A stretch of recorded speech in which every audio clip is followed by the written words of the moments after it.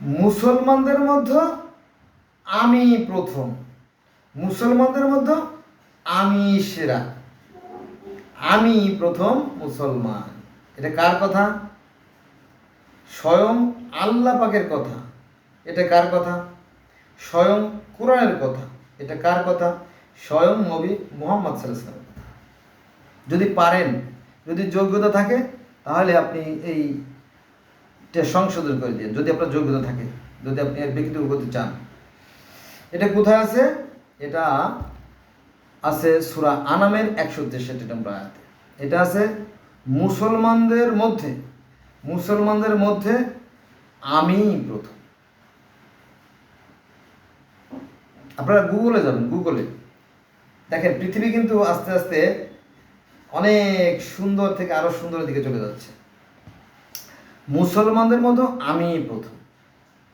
কে সে? হযরত ইব্রাহিম আলাইহিস সালাম। এই ইব্রাহিম আলাইহিস সালাম কে? এই ইব্রাহিম আলাইহিস সালাম ইহুদিদের নবী আব্রাহাম, আর খ্রিস্টানদের নবী আব্রাহাম, আর আমরা মুসলমানদেরও নবী ইব্রাহিম আলাইহিস সালাম। তাহলে অন্যরা? এই ইব্রাহিম আলাইহিস সালাম হিন্দুদের নবী। হ্যাঁ, এই ইব্রাহিম আলাইহিস সালামকে হিন্দুরা বা সনাতন ধর্ম অনুসারী যারা আছে তারা বলে প্রহ্লাদ মহাজন। প্রহ্লাদ, এই প্রহ্লাদ মহাজন দিবারাত্র সারাক্ষণ শুধু নিরাকার নিরাকার ঈশ্বর, নিরাকার ঈশ্বর, নিরাকার হরি হরি হরি হরি হরির কথা বলতেন। কিন্তু বুকা লোকে শুধু দুকা খায়। আমরা ধর্ম জানি না, হ্যাঁ, কিন্তু ধর্ম নিয়ে বাড়াবাড়ি করতে উস্তাদ। তার মানে কি? মুসলমানদের মধ্যেও আমি প্রথম। কিন্তু এখানে আমাদের ধর্ম ব্যবসায়ী যারা আছে তারা এটাকে গুলিয়ে ফেলে, বলে আমাদের সর্বশ্রেষ্ঠ ধর্ম, আবার সর্বশেষ ধর্ম, আবার সর্বপ্রথম ধর্ম, মানে সবই আমাদের, মানে সব খাবো, লাউয়ের আগাও খাবো, গোড়াও খাবো, পাতাও খাবো, সব খাবো, তাই না? এরকম একটা কবিতার কথা মনে পড়ে গেলে, যত পাই তত চাই, বাসনার শেষ নাই, এভাবেই দিনে দিনে গড়ে মনে বাদশাই। মানে সব খাবো, সব খাবো, সব খাবো, এরকম একটা মানুষের মধ্যে আকাঙ্ক্ষা আছে, কিন্তু এটা তো হবে না। এবার আসেন যে হযরত আদম আলাইহিস সালাম কি প্রথম মুসলমান ছিলেন? এ ব্যাপারে আমি সঠিক কিছু বলতে পারবো না, আমার জানা নাই। তবে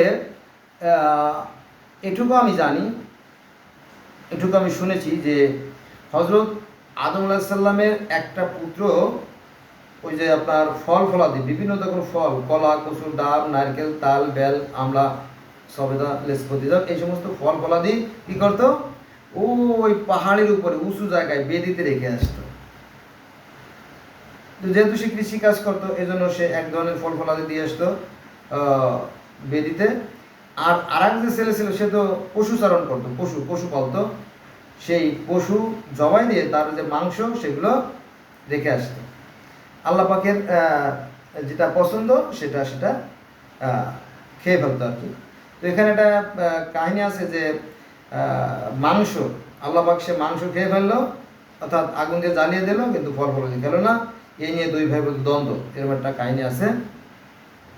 কিন্তু অন্য যে ধর্মগুলো আছে, যেমন আপনার গ্রিক ধর্ম, রোমান ধর্ম, তারপরে আপনার আফ্রিকার কিছু ধর্ম আছে, যেমন ফান ধর্ম, ডগন ধর্ম, সেখানে আমরা এটা দেখতে পাই যে সেখানে ওই যে ওই পশুর মাংস রোদে শুকাইয়া সেটা আবার আগুন দিয়ে জ্বালিয়ে দেওয়া হতো ঈশ্বরের নামে। কারণ তিনি তো মুখ দিয়ে খান না, আগুনে খাওয়া মানে কি ঈশ্বরে খাওয়া, জ্বালিয়ে দেওয়া হতো। এরকম প্রথা আছে, অনেক ধর্মে আছে, সেখানে আমি যাব না, ভিডিও বড় হয়ে যাবে। তো এই হলো বিষয়। তাহলে কোরআন বলতেছে যে মুসলমানদের মধ্যে আমি প্রথম। এটা আপনারা পাবেন সূরা আনাম আয়াত নম্বর 163-তে। আরও অনেক আয়াতে হয়তো আছে, আমি ওখানে যাচ্ছি না, অত নোট করে রাখছি। তো কোরআন শরীফ ঘেটে ঘেটে বের করা তো বেশ কষ্টসাধ্য ব্যাপার।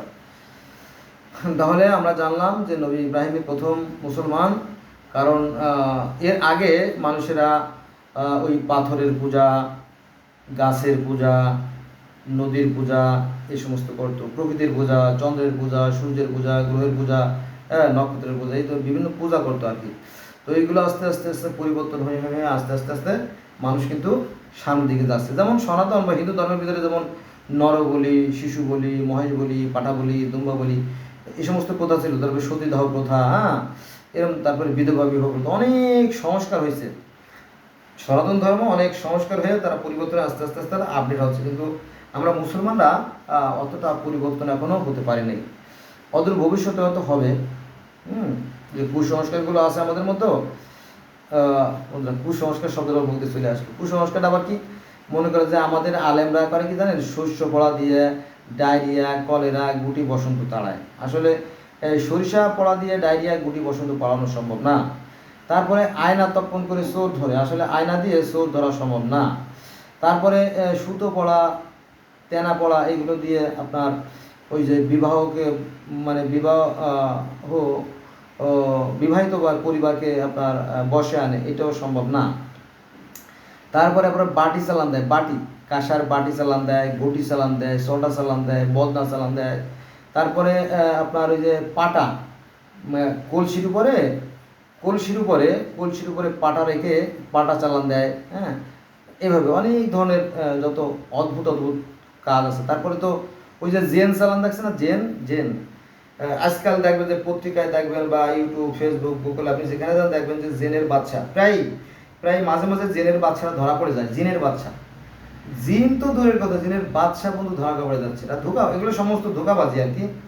কারণ জিন দ্বারা যদি কোনো কাজ করা যেত, তাহলে মনে করেন যে আমাদের দেশে সবচেয়ে বড় যে পীর সাহেব আছে, আট্রসির পীর সাহেব, উনি করতো কি, ইয়া সুমান জালা, যা তোকে আমি ছেড়ে দিলাম, তুই আমেরিকায় গিয়ে নাস্তা করবি, নাস্তা করার পরে তুই এসির বাতাসে নিজের শরীরটাকে ঠান্ডা করার পরে যখন তোর মন মেজাজ ভালো হবে, তখন ওই Barack Obama, Joe Biden, Trump এবং আর যারা প্রেসিডেন্ট আছে, বড় মাত্রা যারা আছে, ওদের ঘাড়া কট কট করে মটকাই দিই। দেখা গেল যে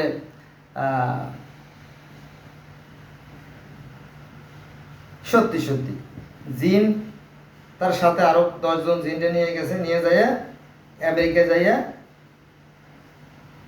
Clinton 1, Barack Obama 2, Trump 3, Joe Biden 4, এই 4-5 জনের ঘাড় মট করে ভেঙে ফেলাই দিচ্ছে, শেষ। আমেরিকা গন্ডগোল শুরু হয়ে গেছে। কে মারলো, কে ধরলো, কে খাইলো, তাই না? এগুলো ধোকাবাজি বন্ধুরা, এগুলো ধোকাবাজিতে যাবেন না। সৃষ্টিকর্তা মানুষকে ভালো মন্দের জ্ঞান দিয়ে দিয়েছে, মানুষ বুঝতে পারে কোনটা ভালো কোনটা মন্দ।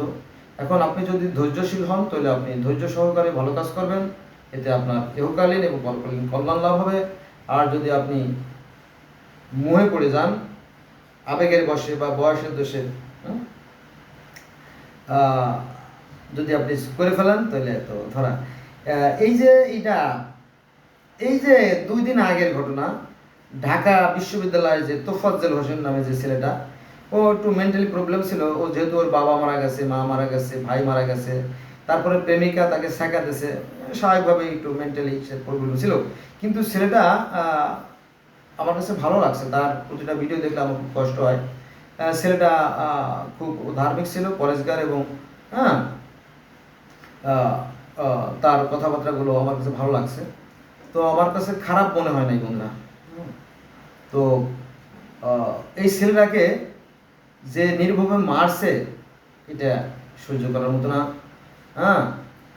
আর কি বলতে গেছিলাম আর কি, এই ছেলেকে মারার পরে যখন পুলিশে ওই আসামিদেরকে ধরার পরে বলতেছে যে আবেগের বশে, শুনছেন কি বলছে, যে আবেগের বশে তারে আমি পিটাইছি। তো আমার এই ভিডিওতে আপনাদের প্রতি অনুরোধ থাকবে যে আমাদের আবেগ জানি এত বেশি না হয়ে যায়। এত আবেগ কি, এত আবেগ ভালো না। Excess anything is very bad. So let's go be quiet, be peaceful. আমরা শান্ত এবং নীরব হওয়ার চেষ্টা করি, and we think about the earth and my self. আমরা চিন্তা করবো আমার সম্বন্ধে এবং আমাদের কি চারপাশ সম্পর্কে। ধন্যবাদ সবাইকে।